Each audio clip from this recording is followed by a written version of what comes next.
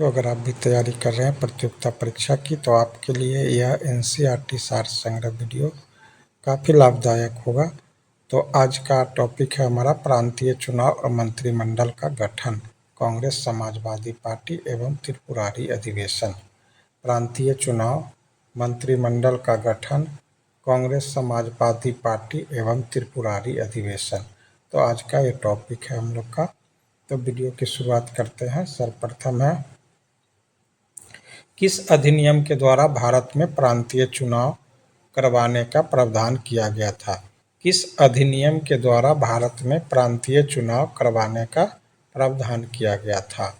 तो यह नियम था हम लोग का भारत शासन अधिनियम 1935। भारत शासन अधिनियम 1935 के तहत प्रांतीय चुनाव कराने का प्रावधान किया गया था।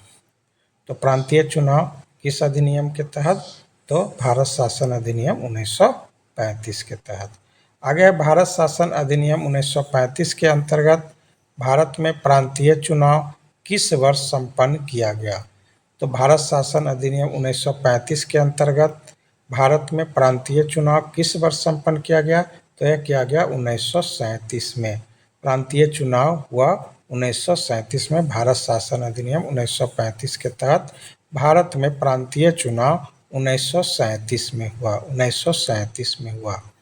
वर्ष 1937 के चुनाव में कांग्रेस द्वारा बहुमत प्राप्त प्रांतों की संख्या कितनी थी? तो वर्ष 1937 में के चुनाव में कांग्रेस द्वारा बहुमत प्राप्त प्रांतों की संख्या, तो 1937 में जो प्रांतीय चुनाव हुआ उसमें कांग्रेस को की बहुमत मात्र 5 प्रांत में, इसकी संख्या थी 5। बहुमत प्राप्त प्रांतों की संख्या कितनी थी? तो 5 प्रांत में कांग्रेस को बहुमत मिला था। आगे कांग्रेस ने 11 प्रांतों में से 8 प्रांतों में सरकार बनाई। पंजाब में मुस्लिम लीग तथा यूनियनिस्ट पार्टी ने तथा बंगाल में कृषक प्रजा पार्टी तथा मुस्लिम लीग ने मिलकर संयुक्त सरकार का गठन किया। कांग्रेस ने 11 प्रांत में 8 प्रांत में सरकार बनाई। तो 8 प्रांत में किसकी सरकार थी? कांग्रेस की सरकार थी। और पंजाब में मुस्लिम लीग तथा यूनियनिस्ट पार्टी ने, पंजाब में मुस्लिम लीग और यूनियनिस्ट पार्टी मिलकर के सरकार बनाए। और बंगाल में कृषक प्रजा पार्टी तथा मुस्लिम लीग ने मिलकर के संयुक्त सरकार का गठन किया। आगे है 1937 में हुए प्रांतीय चुनाव के बाद कांग्रेस ने कुल कितने समय तक शासन किया? 1937 में हुए प्रांतीय चुनाव के बाद कांग्रेस ने कुल कितने समय तक शासन किया? तो 28 माह कांग्रेस ने शासन किया। 28 माह। 1937 में हुए प्रांतीय चुनाव के बाद कांग्रेस ने कुल कितने समय तक शासन किए? तो 28 माह, 28 महीना। वर्ष 1938 में भारतीय राष्ट्रीय कांग्रेस के हरिपुरा अधिवेशन की अध्यक्षता किसने की थी? तो वर्ष 1938 में भारतीय राष्ट्रीय कांग्रेस के हरिपुरा, जो गुजरात में है, हरिपुरा गुजरात के अधिवेशन की अध्यक्षता किए थे सुभाष चंद्र बोस। सुभाष चंद्र बोस ने हरिपुरा 1938 में हरिपुरा के भारतीय राष्ट्रीय कांग्रेस के अधिवेशन की अध्यक्षता किए थे सुभाष चंद्र बोस।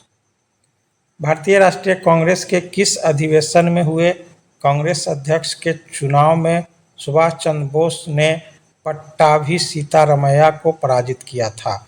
तो भारतीय राष्ट्रीय कांग्रेस के किस अधिवेशन में हुए कांग्रेस अध्यक्ष चुनाव में सुभाष चंद्र बोस ने पट्टाभी सीतारमैया को पराजित किया था?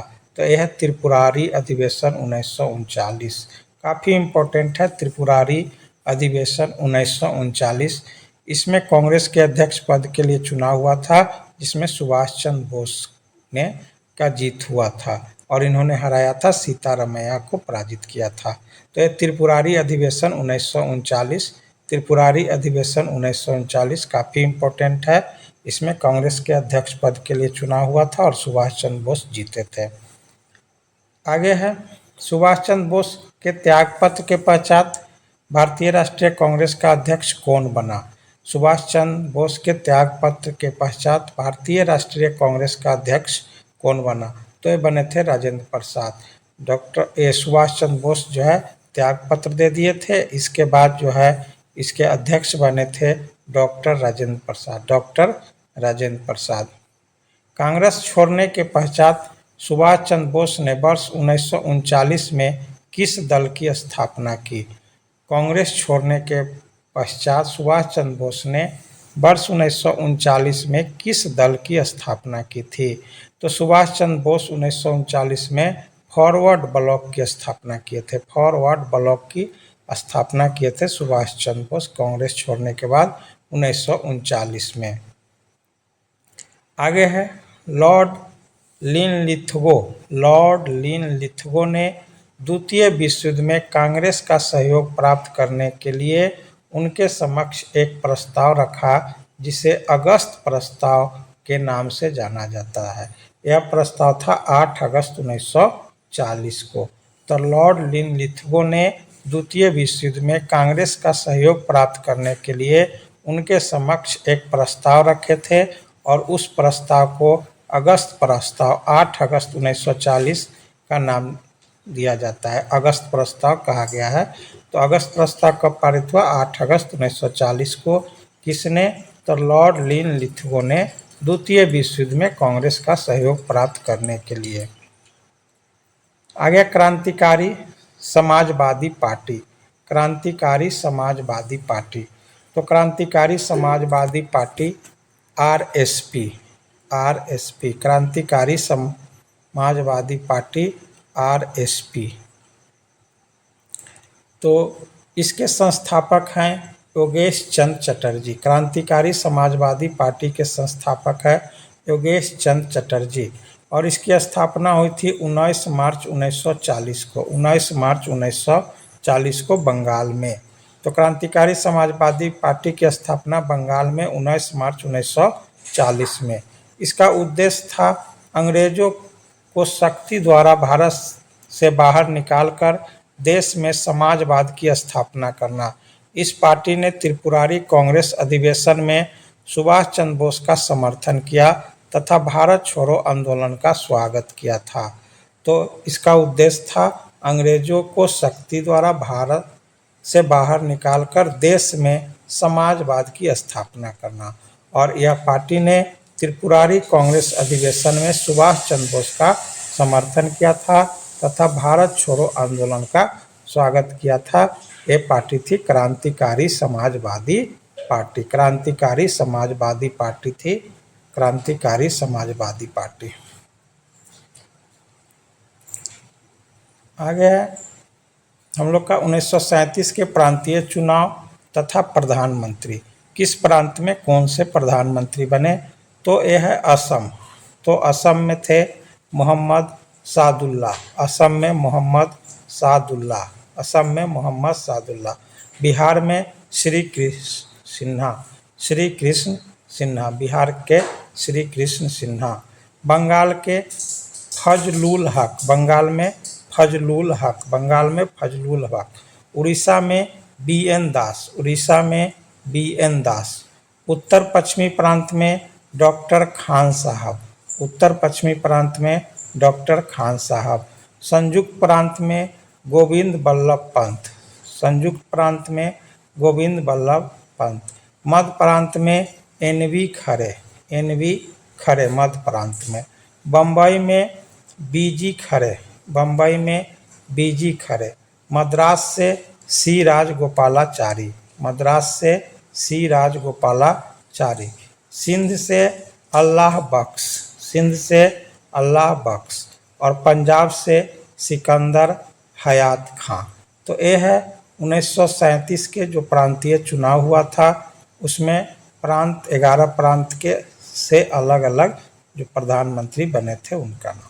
आगे है वर्ष 1934 में पटना में अखिल भारतीय कांग्रेस समाजवादी पार्टी। वर्ष 1934 में पटना में अखिल भारतीय कांग्रेस समाजवादी पार्टी का संयोजक कौन था? तो ये थे जयप्रकाश नारायण। जयप्रकाश नारायण अखिल भारतीय कांग्रेस समाजवादी पार्टी के संयोजक थे। 1934 में पटना में अखिल भारतीय कांग्रेस समाजवादी पार्टी के संयोजक कौन थे? तो जयप्रकाश नारायण थे। बिहार सोशलिस्ट पार्टी के संस्थापक जयप्रकाश नारायण थे, जिन्हें लोक नायक के नाम से जाना जाता है। तो Bihar socialist party, Bihar special के लिए यह इम्पोर्टेंट है, बिहार सोशलिस्ट पार्टी, इसके संस्थापक जयप्रकाश नारायण। बिहार सोशलिस्ट पार्टी के संस्थापक कौन थे? जयप्रकाश नारायण। और इन्हें किस नाम से जाना जाता है? तो लोक नायक के नाम से जाना जाता है। तो लोक नायक के नाम से किन्हें जाना जाता है? जयप्रकाश नारायण को जाना जाता है। लोक नायक के नाम से किन्हें जाना जाता है? जयप्रकाश नारायण को जाता है। बिहार सोशलिस्ट पार्टी के संस्थापक कौन थे? जयप्रकाश नारायण थे।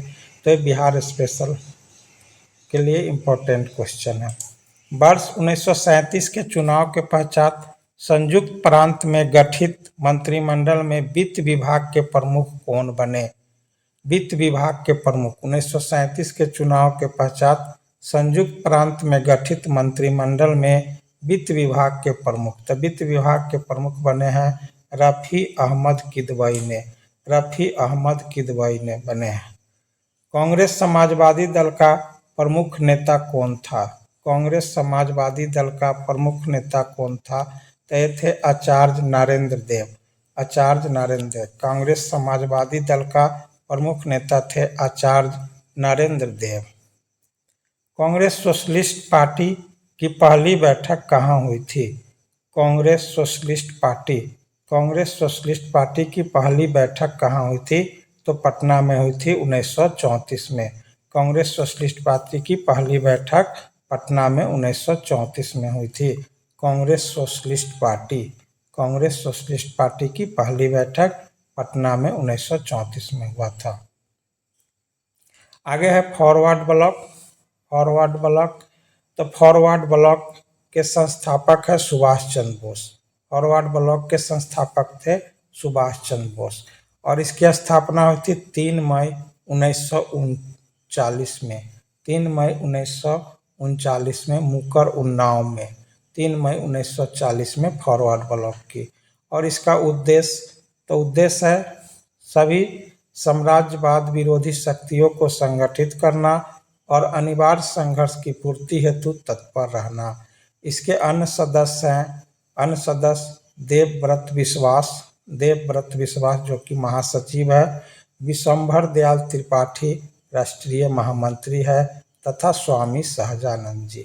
तो फॉरवर्ड ब्लॉक के अन्य सदस्य थे देवव्रत विश्वास, विशंभर दयाल त्रिपाठी तथा स्वामी सहजानंद थे और इसके संस्थापक हैं सुभाष चंद्र बोस। फॉरवर्ड ब्लॉक के संस्थापक थे सुभाष चंद्र बोस।